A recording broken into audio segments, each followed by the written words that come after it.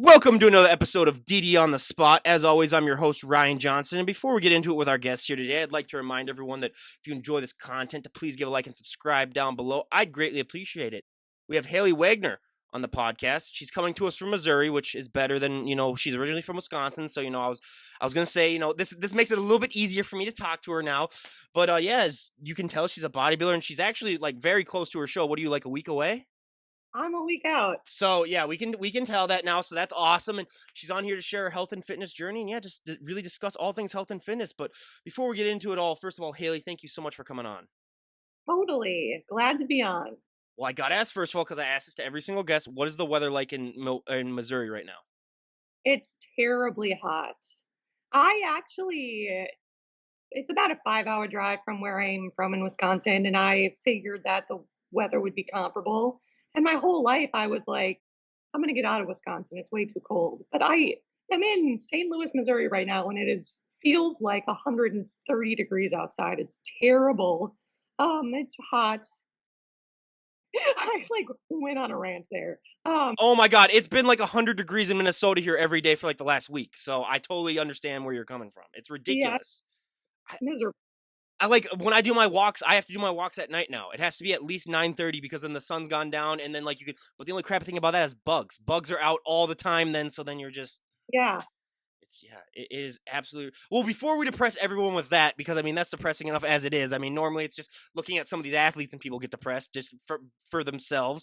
But why don't you give us first of all your backstory on what really inspired and motivated you to get in shape and how that eventually led to you becoming a bodybuilder? Yeah. This is gonna sound like a typical Midwestern Wisconsin sort of answer, but I grew up riding horses. I was really competitive riding horses, had my own horse. I tried every sport under the sun. I was athletic, but horseback riding was the only thing that stuck. I think it was just the relationship with the horse that made it so challenging that it made me want to continue to do it as a kid. But that lifestyle, I mean, it was everything that I did revolved around my horseback riding career and competitions and traveling. And it's very, very similar to bodybuilding. But it gave me this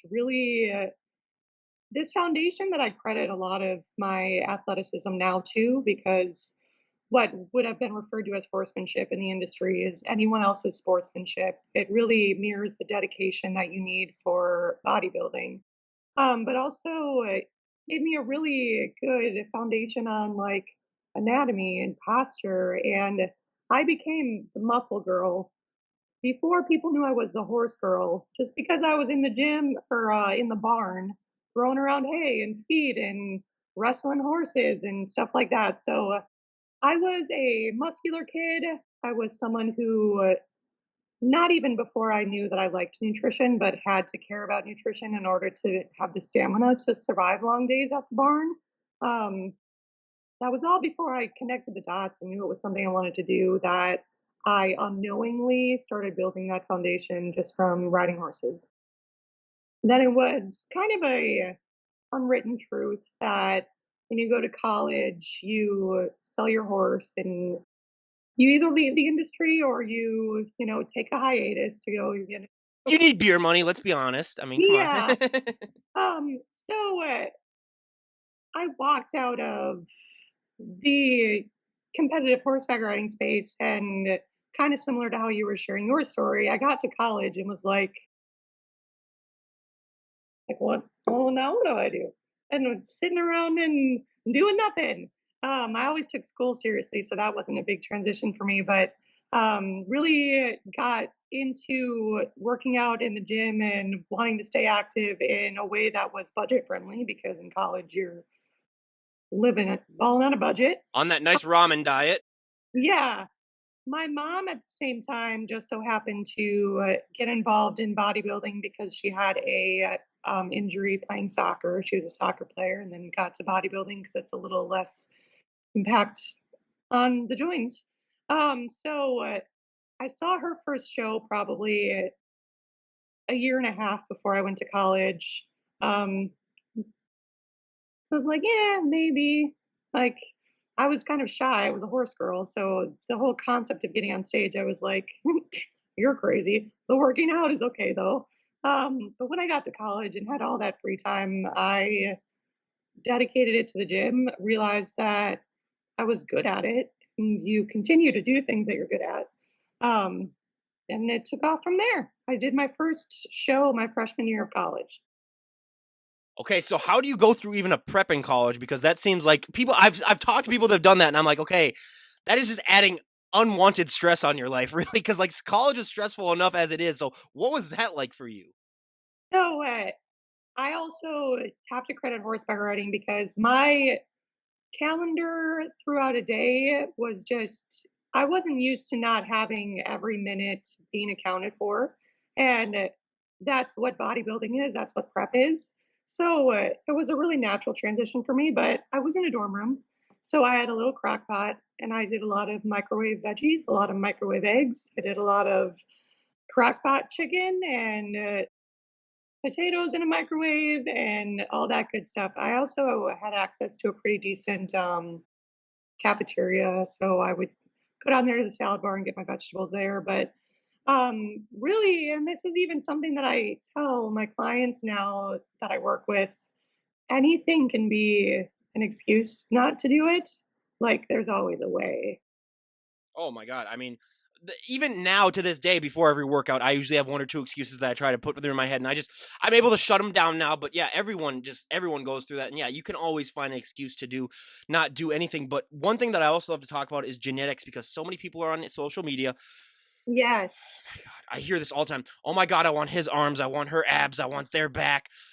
Again, I just want to shake them down and be like, you do not understand what it takes to look like that. You do not understand that, if you train just like someone, genetically you're not going to look like just like them, and it's just something that a lot of people struggle with. But on top of that, whenever someone first starts working out, they always have that one body part that really really takes off that they don't have to train as much, and then they have that one body part that they just have to drag through the mud to get to catch up. I mean, for me, my back was the one thing that really took off, but I'm also 6'3", so my legs and my lower body are just absolutely shot, where I've always made the joke I could inject pure muscle into my legs and they wouldn't gain an ounce. I mean, it's what calves don't even get me started. Okay. Don't even, I get angry just even thinking about calves because that's my number one thing where like you always see someone with nice calves and you're like, okay, they've never worked them a day in their lives. But what were those body parts for you when you were getting started?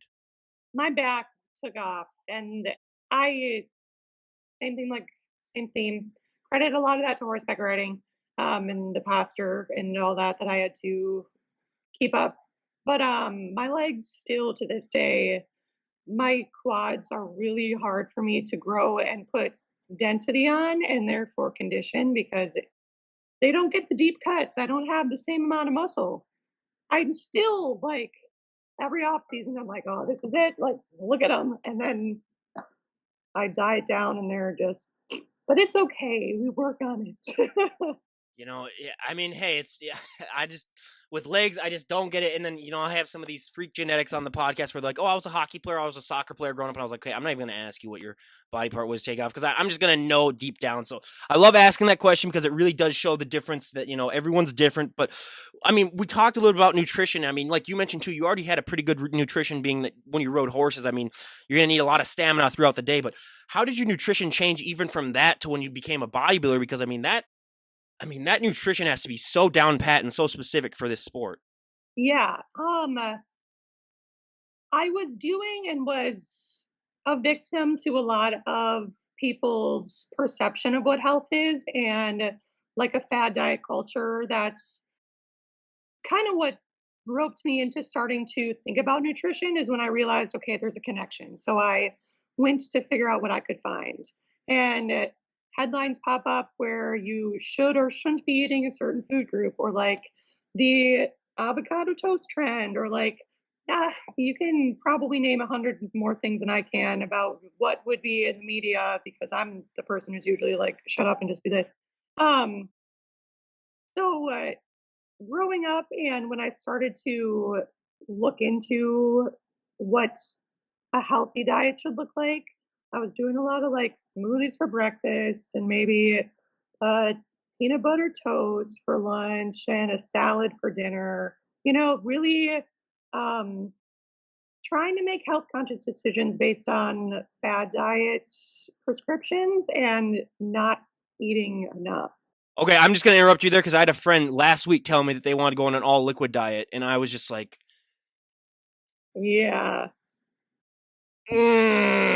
yeah. So the moment that you said like the shakes and I mean, literally, yeah. I just want to put that out there, but yeah, like you said, you could you struggle with the amount of eating because that's one thing that people struggle with too. Is because yeah, you're gonna have to eat a lot more than you were before. Right.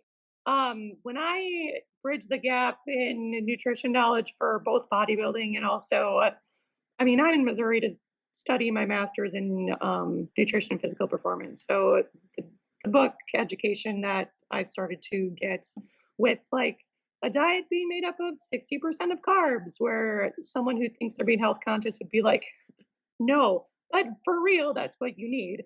Um, and to like the amount of calories per gram or kilogram of body weight, which is it's just an enormous number when you have a lot of muscle. That took a lot of trust to start to try and to understand. But once I realized and got the experience behind that being the foundation, like my body completely changed. My physique completely changed. My workouts changed, and I became a bodybuilder. I mean, I always tell my friends if they ever talk about wanting to get into this, I said, make sure to set about 75% of your income aside just for food in and of itself, because that's going to be your most. I mean, people just do not get that. And I mean, that's the one thing that I love to talk to, especially with women who are like interested in getting into the sports. It's like, yeah, you're going to be able to eat more and still lose weight. And that just doesn't click for them until they finally see that. And that's one of the positives. But I mean, we talked about this before, and it's my number one stereotype that I love to bust. It's gotten better the last 5 years due to Instagram, but there's still so many women that have that fear that the moment they lay eyes on a dumbbell, basically, they're just gonna, magically put on 50 pounds of muscle overnight. And again, I wish I had that type of self confidence because I would be the CEO of a Fortune 500 company by now in my life. But did you ever have that fear when you were getting started? And even if you didn't, I mean, I bet you still hear that all the time today. How do you like to respond to that? I do, and it's tough because you don't want to discredit someone's fear. You want to be able to help them get to a place where they trust that, you know, health is their way, or maybe it's even just their excuse for not wanting to start. But also, then I have to bridge that with I've been doing this for almost 10 years. Like, and I'm not a IFBB pro. Like, I have weaknesses that I need to work on. Like, I'm still in the gym trying to make improvements and gain certain muscle in some areas. That is also kind of hard for people to hear when they want to get into fitness. Like, it's one thing for people to be like, I don't want to gain too much muscle, because then you can talk them into like, well, I mean, it takes a long time and it's a gradual process. The other problem that I have is when people are like, I'm going to do bodybuilding and I'm going to become a pro next year and then I'm going to go to the Olympiad and I'm going to be famous. Like, no, you're not. Like, you have to love it enough to know that this is going to take over your life for a very, very long time. Um, but bodybuilding aside, for someone who just wants to get in shape, the there's even research behind the fact that lifting weights and putting on muscle is the difference between where you are now with your metabolism and where a like really healthy metabolic markers would meet. And your physique that you want, that you think that you're going to get by dieting, 99% of the time you need to put on muscle to look like that. And I think people just don't know. They don't have the knowledge when they look at a picture and they look at a or if it's a woman's physique that they really admire, they don't realize that the difference between what their physique is and what her physique is that she was lifting weights for 5 years. They think that it's getting lean, and it's not. Hmm. Yeah. And that's, yeah, I mean, I cannot. Even in college, all the times that, there was the track was upstairs and then the weights were downstairs, 90% of women up on the track. And then, like one or two women that would be down in the gym. I mean, it's just, yeah. And I mean, it's, of course, I'm going to talk about cardio in a little bit because that's the bane of my existence. I hate it more than life itself, but we'll get into that soon. I don't want to depress myself that much to start out with. But yeah, I mean, it's just realizing that, like, hey, and on top of that, one of the things that I think impacts women so much more positively than men, I mean, it impacts men as well, though, is that confidence boost that working out gives you. I mean, we have heard hundreds of stories on this podcast of women who have, they've either made life-changing decisions, or it's just that it's always been that one thing that you can take from the gym and use to impact every single aspect of your life. Because I mean, like, let's be honest, your bench press isn't going to help you if you're like working at a call center or anything like that. But that confidence boost is the one thing that's going to. How have you personally taken that confidence boost that working out has given you, and just this lifestyle in general, and use it to impact your life in a positive way? Um, that's an excellent question and a great astute observation about working out in general. I was really shy kid, and I was a person even up until recently, um, who really validated my own experience or my own existence based on how other people perceive me, what other people thought of me. And I've come to realize that that's like the number one way to set yourself up for a miserable life. And working out and going to the gym and the feeling of being strong, it's not the progression of actually like increasing your strength. It's the progression of that weight used to be hard for me, but now I want to do this weight. Like I can do that 10 times. Let's see what else I can do. The progression of I'm going to choose to challenge myself because I crushed that set. You start to carry it in other aspects of your life. You start to realize that you are powerful, that you're those moments in your own head and those moments of choosing to challenge yourself, you can take anywhere into your life, whether it's into work, whether it's in relationships, and you can trust yourself. Though that foundation of like, I'm powerful and I can trust myself is enormous for any mental health battle, for any confidence battle, for anything that you might face with another person or another obstacle that will inevitably come in life. It was all very deep, but my experience and how I turned that into motivating past bodybuilding is in telling the story of like I used to be really shy. I used to not be able to say no. Yeah, she like most of these guests like her, they wouldn't even come on a podcast now if it wasn't for the working out aspect. Yeah, really. And I think people have connected with my Instagram because I do other things outside of bodybuilding with the same tenacity of like, I have a goal and I will do it. Like, there's absolutely no other way. If it takes time, that's what it takes. If it takes more effort, that's what it takes. And seeing that that can pay off in life. And so far it has. And I am super grateful to bodybuilding for that. But being able to share that with people and let them know that taking charge of your own health and fitness was step one um, makes it a very persuasive way to get involved. Absolutely. And yeah, I couldn't have honestly put it better myself. And one of my favorite questions to ask, what was your friends and family's reaction like when you announced that you wanted to become a bodybuilder? Because that's not something that, even for men, that's not something that the normal person would tell their parents. So what was their reaction like? Yeah, my mom was already into it. She was really excited and supportive. Um, the rest of my family had probably the same reaction as I'm not sure what percentage of the population is still um, judgmental of female bodybuilders, but we're like, well, don't get too big. That was like the first thing that came out of most people's mouths. I don't think they ever anyone who was close to me would have ever guessed that if I said I'm going to do something, whether or not I'm going to do it. Like no one tried to talk me out of it because they knew that wouldn't have worked. Um, they heard me say I'm going to be a bodybuilder, and in their head they were like, "Oh, she's doing bodybuilding. Don't get too big."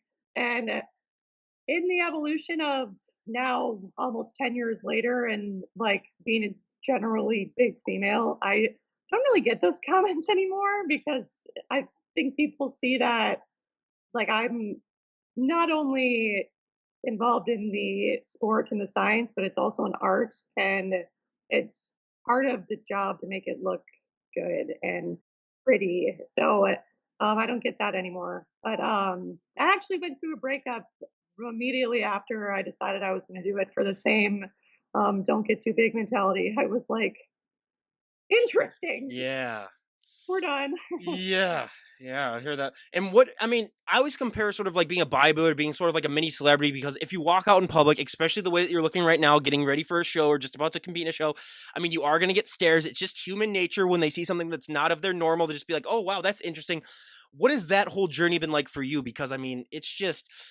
I used to get it a lot more in college when I was worked out a lot more, but I still sometimes every once in a while get it, and it's just fascinating to me how people some people can adjust to that, and some people just have a hard time dealing with the extra attention that they get. Yeah. I am. If I was gonna choose, I only one side. I'm on the doesn't like the attention, and not because I'm afraid of attention. It's more the anytime I go into public without fail, people's Especially sleeveless. Okay, you cannot go sleeveless in yeah, public. Yeah. I, people approach me to either ask me how I did it or inquire about bodybuilding or you must be a bodybuilder. And those conversations are fine most of the time. But the general population approaches with, oh, that's great. This is why I don't do that. And I don't can care. Like I didn't ask. And I'm obviously Which is doing funny it. because that's the first thing that I told her when I started this podcast. I was like, I like bodybuilding, but I didn't do it because of the nutrition and stuff like that. Yeah. Um, but I just really have a hard time connecting to people who set a limiting belief before anything else. I we won't connect. We can't have a conversation. So I don't like. I will challenge you in that instance, and I'm usually people don't walk away from interactions with strangers where they're getting challenged, like with a like, oh, she was nice. So, like I have legitimately had someone come up to me and say like, "Oh, I can't do blah blah blah," and I end up having a 15-minute conversation with them, being like, "Well, that excuse is actually like that's actually an excuse." So I tend to, especially because I'm in a position in my career where I'm leading people to their own fitness journeys. So like anytime people approach me and want to have a conversation, that's just kind of where my mind goes. But it's funny that you say that bodybuilders are kind of like celebrities because I have to remind people who start this journey and start to beat up on themselves that if you go into public, you will without fail, like even if you are this is a beginner, like you are at the top percentile of fitness. Like surrounding yourself around the niche culture that is bodybuilding or like the niche culture that is even like frequent gym goers, that's only like a small percentage of the population. So in that like semicircle of people you can start to feel really small and like you're not doing enough, but in the broad spectrum of America or the world, like you are killing it like kings and queens. You go to the gym 3 times a week and you are at the top percentile of fitness in like the world. So um that was all a rant. But I anyway, mean that does make me really sad that you only have to go to the gym like 3 times a week, and so that just shows kind of where humanity's at right now, where it's kind of like okay, but yeah, I totally, yeah, I mean, I totally, I asked that too because I was looking through some of your photos before we had you on, and you were at a wedding recently, and I was like, okay, first of all, if you were my friend, I wouldn't even invite you to the damn wedding because I'd be like, she's gonna take up, everyone's gonna be too distracted looking at her, so I was like, yeah, she can be like the person that like opens the door for everyone and just like stands in the back, but yeah, because I saw that and I was like, okay, why would they agree to let her be there? Because like everyone's gonna be like, what's that? Like up there, like on the yeah, left or whatever, like that. So that's interesting. And well, I gotta ask, what was it like finding first of all a wedding dress even to go with that? Because I mean, the moment that you become a bodybuilder, I mean, you have to have like 10 different wardrobes. totally. And that's another thing that if you don't have the right mindset or if you're not connected to fitness in the right way, that you can get really down because that dress was a size 10 and that's like considered a large size. Like that would be like a plus size. And um it like fit me like a glove and I didn't look like I was wearing anything like, large. I wear a lot of men's size clothing too. But shopping for clothes is really difficult. Shopping for pants is like, don't even, it has to be stretchy. But also just getting over the fact that Like, the size on the label doesn't matter. Like, put it on and look in the mirror and see if you like the way that it looks, and if you do, then buy it. That's kinda how I approach shopping. And that's really all you can do with that, and I've always found that to be super fascinating as well. But I mean, the one thing that shocked me more than anything is that, for some of these athletes, posing is the hardest thing for them. I mean, it's harder than you're working out, it's harder than your nutrition. What is your experience when it comes to posing been like? Because for so many people, I mean, they just do not understand how difficult it is. Yeah, I should make a post soon about what that progression was like because for I knew about bodybuilding before I committed to a show for a year and a half, maybe. And I'd be like by myself or like walking past a mirror and like try to clear my lats. Be like, oh no, that wasn't it. And keep walking. It took a long time of consistent effort to be able to have the mind muscle connection of like, okay, I'm not flexing, I'm stretching certain muscles and I'm like exposing certain muscles and tightening certain muscles while elongating others. Um, my posing was not, it didn't start terrible. Like I've seen worse, but have continued to practice my posing throughout my bodybuilding career as much as anything else. And now it's finally good. But still, this is my seventh, eighth competing year. So it never is easy. And it's still a workout to get on stage and to hold poses as long as they ask you to. But for people who know about the sport and want to get involved and decide to start practicing posing, the earlier the better. It's just, it never feels comfortable. It always will feel like you're tightening or elongating muscles. So to practice earlier is always better. I mean, you mentioned flaring the lats, and for figure competitors, that is the number one hardest pose that we hear about all the time. What was that journey like for you getting that to happen? Because for some people, I mean, it literally takes them years before they're able to develop it. And then we have, like Yeah. those one or two genetic freaks where they're able to do it like that. And I'm like, okay, screw you. But what was that journey like for you, sort of getting that done? Because that's the most frustrating thing for so many people. Yeah, it took a long time. I probably that whole year and a half before, and I always say this to people, it's one day where you are like, "Oh," and then you do it, and then you can continue to hit it, and you have to refine it after that. You can't just like be out there doing this. But when you know what that feels like and can connect to it again, that's all you need. It took me probably a year and a half of both really intentional practicing and like mindless, like trying to sit there and get my lat out before I got it. Yeah.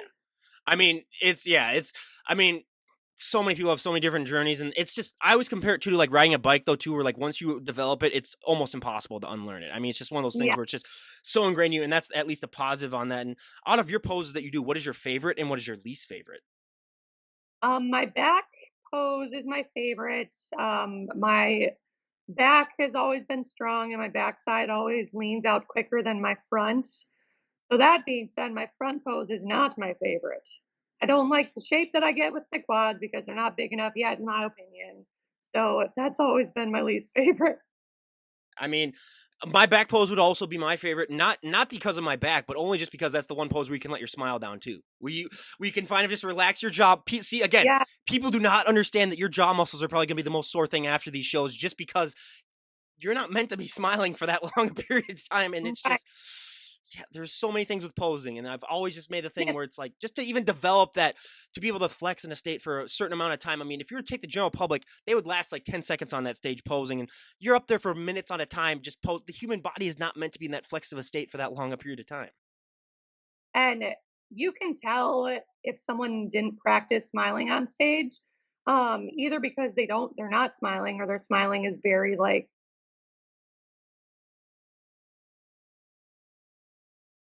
muscular. Yeah, like it's not a good look. And anything that distracts from your physique is like it takes away from your look. If I'm looking and I'm like, oh, something's wrong with her face, but I'm not looking at your shapes and your muscle, like someone is probably getting placed about you. I mean, And so many people just do not understand just that importance of posing where, I mean, you could be the most in shape person on the planet. And if you don't know how to pose, it's like, good luck. That is a whole thing. And just a lot of people don't get that. But when you're finally, yeah, yeah. I mean, yeah, I've seen it too on some shows results where you're just like, why did he win or why didn't she win? And it's just like, oh yeah, you finally look at their routine. You're like, yeah, I kind of understand that. Why now? But what is that moment like for you when you finally get to walk up on that stage and show off, all this months upon months of hard work that you've worked so hard on? And I mean, it's just for so many people. I mean, that's the cultivation of all this hard, all the sleep, all the sleep problems that people might have, or the cardio, everything. What is that like when you finally walk up and be like, I can finally, this is my moment to shine now? It's exactly what you described. I call it game day. I don't I don't really get nervous. I don't get jitters. It's more like I've been, focusing on this job for however many weeks. And for me, it's always 20 plus weeks. Um, and this is all I've been revolving my life around. And like, this is my final delivery. Like, this is how everything comes down to this. And that sounds like it would give me a lot of pressure, but it's more so like that building up of power of like, I did everything that I could do to make this moment like perfect. And so now all I have to do is execute, what I practiced. And like getting into the stage lights and like it's always hot up there. The stage lights are hot as all things. So feeling the stage lights and like knowing that I'm on, it's a powerful feeling. I feel empowered and I'm ready to kill it. And plus, having our pale white skin, I mean, you're going to need to have at least 10 layers of tan. At least for me, that's another thing that prevented me from doing anything is because, like, I don't want to spend, my entire life savings on just tan alone. Because, I mean, for me, I'm at that point where, even going outside right now, I mean, my skin, it's like Twilight, except it's not sexy at all. Like when the light reflects off me, it's more of like kind of when they open up the ark at the end of Indiana Jones and everyone's face melts just because it's so bright because I'm just so Yeah. I mean, yeah, it is just ridiculous. And that's just a whole nother thing. And if this was like your first few shows, I wouldn't ask you this because this would just be pure torture. But what is one meal that you are looking forward to having the most after this show? I actually don't get that crazy excited about my post-show meals. I like don't plan them or anything. I get most excited about like being able to like sit around a table with my friends and like be more engaged and not be timing my own meals and pulling out my own meals. I still go to social events when I'm on prep for as long as I can handle it. There comes a point where you just are tired and you'd rather not, and I honor my body when that becomes the case. But I mostly look forward to like a dinner out and I'm not as focused on what's on my plate. Weirdly enough, it almost always is fish tacos that I order when I'm out after the show. And for no particular reason, I just really like them. Yeah, I hate more. Hey, you're the first. So we get a first for everything on this podcast. You're the first that's had fish tacos after their show. I've never heard that before. So yeah, I mean, we had one guest who's like, I got a salad, and I was like, I feel sorry for you. Like your life must Right. be very horrible. But no, yeah, that is another question that I'm telling the results and seeing all the weird answers that I can get off of that. But I mean, the hardest thing in this lifestyle in general, I don't care what anyone says, is sleep. It's the most important thing. And I mean, if anyone disagrees with me on that, I tell them this every time. Pull an all nighter and then go and try to work out and tell me how that goes. Twice that happened in college, and both times I lasted about halfway through and I said, okay, screw this. I'm done. I can't do this. And I went back and tried to go to sleep. But especially when you're in this part of your prep, where I mean, sleep is hard to find just because you're so dieted down and all the stuff that's going on. What has this been like for you to sort of getting your sleep down as your career's gone on? Because I mean, like I've told with most people, we have some genetic freaks in here that they can function off of 3 hours of sleep, and us Right. us normies, need our good 7 to 8 hours. But where do you fall on that? Is there anything that you do to try to get that proper amount? Because I mean, so many people that aren't even competing in this day and age struggle to find that proper amount of sleep. Yeah. I used to be a like sleep when you're dead. Like, yeah. And I think that's kind of written into our culture now, this like overproductivity that is expected of us. And it really wasn't until I dialed in my sleep that was able to get really lean. And so now I'm on the 8 hour like minimum rule. Um, my bedtime is like 8 p.m. and I schedule my day so that I am like lights out, have nothing left to do at that point in the day.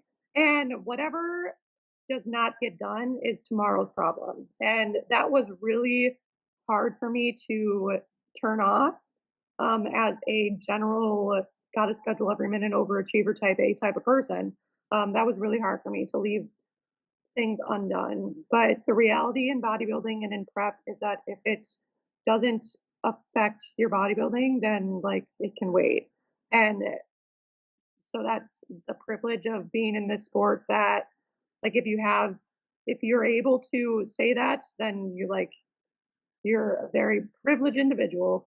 But that is how I make it happen is I make sure that I only have these amount of things until 8 p.m. and then it all goes away. And if I have to lay in bed without moving, then that's what it's going to take. I do, and it happens at the end of every prep where you just wake up more often. Like your organs are just like mad. They're like, where's the fat? So you wake up a lot. You're generally hot. Um, so that becomes hard to handle. I supplement with valerian root and 5-HTP. I did my thesis on valerian root actually, and have a whole paper with 95 references for anyone who wants to read it. Just reach out. It's a herbal supplement, and it's great. Oh, I'm a Game of Thrones guy. So when you said Valerian roots, I was like, wait, they actually have something called Valerian roots because Valerian is like a huge thing in Game of Thrones. So I was like, wait, what? They actually have a thing. That's awesome though. No, I highly recommend.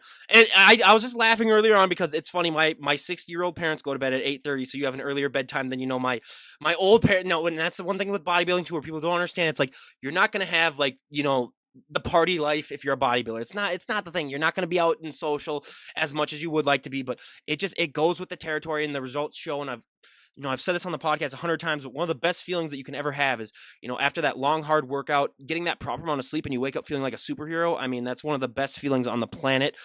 But Yep. now, I mean, the bane of my existence, it's my trigger word, cardio. I hate it more than life itself. And when I say cardio, I mean like actual running. Like walking, don't get me wrong. Like I could walk a marathon. I've done it before where I just walked for that minute and I'm fine. But like the running part is just ridiculous. And unfortunately, when you do become a bodybuilder, you sort of sign a deal with the devil when it comes to cardio. What has your experience been with cardio like during this whole journey of yours? I have always hated cardio, but have known that it comes with the territory, like you said, and it is the difference between like someone who works out and someone who bodybuilds for and gets lean for a sport is that you have to be in an energy deficit. So you have to diet and you have to do cardio. You have to in order to compete. So I just, take it for what it is. I get to like asking me now, I enjoy my cardio a lot more now than I do at the beginning of prep. And it's because at the beginning of prep, I am strong and my lifts are awesome. And then I like have to drag myself to do cardio. Now I'm weak and lean and my lifts don't feel great and everything feels like it's 400 pounds and I can like run anywhere. Like slow, like a light little. But it comes with the territory. Even if you hate it, you have to do it. One thing that I have gotten better at is I used to really hammer on like the intensity of my cardio. There is like an upper limit of past this point, like anything extra, you're just stressing your body out now that you're in this really large energy deficit. So I do a lot of incline walking. I do a lot of biking. I mean, I do the stairmaster just like any competitor, but I used to be like only stairmaster, like only heart rate over 150. But now I just am not. A lot lower intensity, and it still gets the job done. Yeah, I'll even share a personal story of mine. So about in April, it was a stressful time for me, stressful with work, stressful with all these other things. So I just said, I'm just going to go for a walk and see how far I can go. Never do that again, everyone.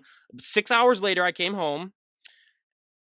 and I could tell, about 2.5 hours in that, my heel was starting to throb a little bit, and I could tell it was like a blister or something like that. And I was like, oh, it's fine. Time I got home, I took off my shoe. You could almost see the bone in my heel because the skin had just been, coming off.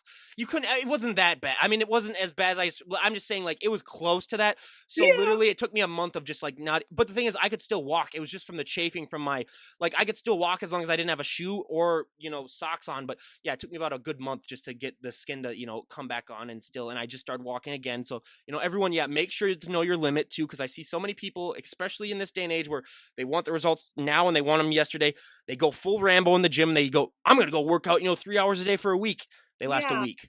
They last a Right. week and then they're done. So that's just, yeah, that's the best I could do is also, yeah, know your limits too. And people do not get that they think that, the harder I work out, the more results I'm going to get. And it's like, yeah, but there's a limit too to that where, like you said, yeah, you're just adding more stress Absolutely. to your body. And then people are like, well, I worked out for 4 hours yesterday and for like a full week. Why am I not seeing any changes? And it's just some people. You just got to, yeah. Yeah, I mean, there's a science, and there should be science behind every decision you make because, like, the body is biochemistry, like through. Through. So, if you aren't like making decisions, sound decisions, and logic decisions when you're in prep, you're going to end up making emotional decisions. And mostly, we feel critical of ourselves, and so you'd make decisions in that light that more often than not won't yield better results. Yep. And I'm sorry I gotta call them out, but I hear this all the time, especially from like CrossFitters. Oh, I work out like 6 hours a day and stuff like that. And it's like, if we actually timed you, like how much you actually worked out, it's not that. It's standing around for about 90% of the time then and then doing stuff where so then people get that wrong idea. And I just gotta point that out because you hear this all like before their games, they have their press conference, like, how often do you work out a day? And they're like, oh, I work out like 6 hours a day and stuff like this. Like, no, you don't. Right. It's just like a football player saying that I work out for 3 hours a day if they're on the football field. And it's like, no, you're actually only working out for like 15 minutes if you actually like get down to it, like all the Yeah. times that, like you're actually moving and doing stuff. So I Right. do have to point that out there too, because a lot of people, especially like power lifters too, like people be like, well, the power lifters are in the gym for so long. It's like, yeah, because they take 5 minute breaks in between sets. You can kind of do that when you're doing that. But yeah, that's awesome. And one of the questions that I also too like to ask is, if someone were to walk up to you and say, Hailey, we made a decision. You can change one thing about the sport of bodybuilding and everyone would go along with it. What would be one thing that you'd like to see changed? I would like to see there be more criteria in divisions. I want there to be more established, written, and followed rules for who fits in what division. Especially, this affects figure a lot more than any other divisions, but between figure and physique, and even I mean, those are the 2 that match muscularity-wise, especially at the professional level, but, even other female divisions, like, sometimes they pick the softer competitor, and sometimes they pick the harder competitor, and sometimes they don't want striations, but then the striated people win, or they care about full muscle bellies, but then the really stringy striated person wins. That is probably a big frustration of a lot of figure competitors at a higher level of having to guess what conditioning to bring yourself in because like you can make last minute adjustments to fit either a really really tight or a really really full look, um, but then you're running the risk of not being the look that they like that day, so that's what I would change. I mean, you nailed it perfectly. That's the one that I say almost every time is that like, yeah, if you were to compete in shows in back-to-back weekends, one week they're like, oh, we want you a little bit more of a fuller look. And then, oh, we want you a little bit more of a shredded look. And it's like, good luck changing your body in that one week to suit that. And that's just, yeah, absolutely. And I mean, if someone were to walk up to you and say, I've made the decision, I want to get in shape now, what's the best piece of advice that you'd have for them? Just because, especially now that we're getting out of COVID, I didn't bring up any COVID questions because we are getting out of it, especially now that people are like starting to get back into the thick of things. What advice you have for people just to get started? Because I find for so many people, like we talked about, they try to go so hard and they just don't realize that, baby steps. And once people take that first step of the gym, it is so hard for them to walk out of there without getting a workout in. Right. um a lot of the times I'll tell people to make sure they like what they're doing, like to enjoy their programming. Even if it's like going through Instagram and looking at workout routines and saying like I could do that. if you look at someone or find something where you think I could do it and make sure you like it. Um, I started the podcast by saying that I realized I was good at working out, and so I continued.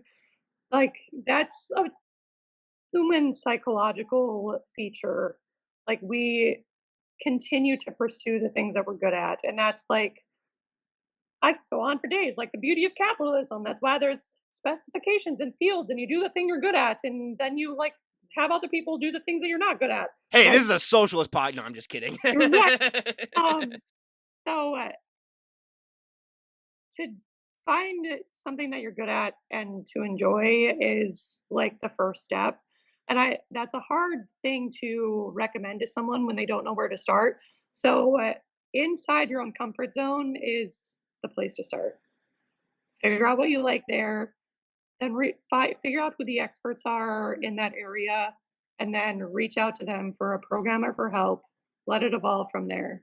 It doesn't have to be like changing your entire life in order to, fit this into your lifestyle. Start in your comfort zone and then continue to push yourself from there. Well, I mean, speaking about capital, I have always said that bodybuilding is probably the most capitalist thing, one of the most Yeah, capitalist things on the planet. You build your own body up the way it is, and you're also blessed with genetics and other factors.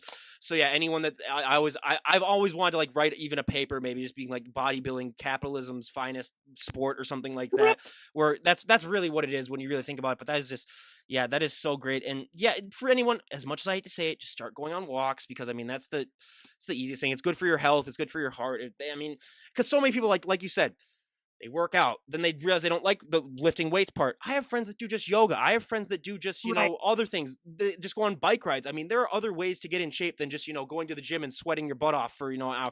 There's so many different ways. And I mean, I have friends that, are carpenters and that's enough of a workout as it is for them, just doing that Yeah. type of stuff. I mean, it's like you do not have to get, so a lot of people just don't understand that too, where it's like, if you fail at one thing, you just don't have to just say, oh, okay, all physical fitness, then I'm not going to even do then because that's just an oxymoron in and of itself. But yeah, I've always said that, it's all about finding your niche. And some people, they find it early on. Other people, they struggle with it. But Hailey, if we were to talk to a year from today, where would you like to be at in your bodybuilding journey? Where would you like to be at just in your overall life? What are some goals that you'd like to have achieved if we were to talk a year from today? June 2022. I'd like to be prepping for the Olympia, actually. I would like to go pro in a week and do a pro show early 2022 and hopefully qualify for the Olympia. That is my very lofty goal that I'm setting for myself.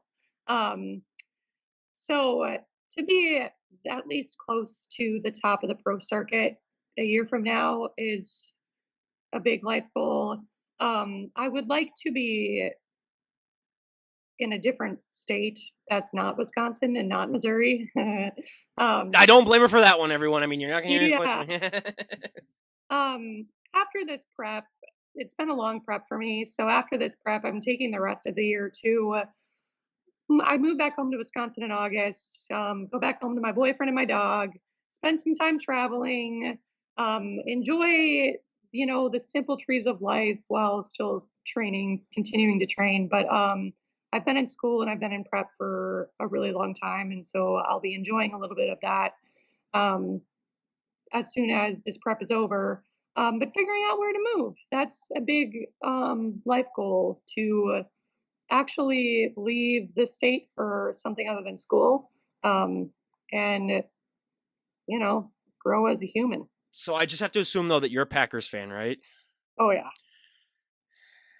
I have such a big smile on my face. Aaron Rodgers is gone, everyone. The Vikings and the Bears are going to dominate the division for the next 20 years. Is all my.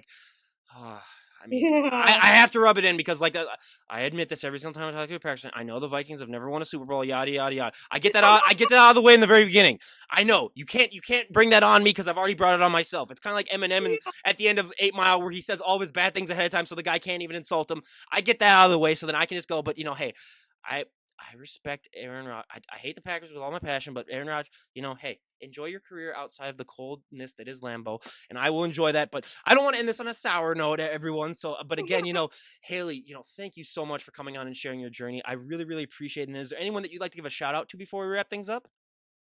Um, I I mean, kind of, it's gonna seem like I'm shouting out to myself, but all of my clients, my Royal Figures Nutrition and Training, is my company, and my clients that I work with honestly keep me going. Like the way that they have been able to like teach me through learning about the ins and outs of getting into fitness and nutrition.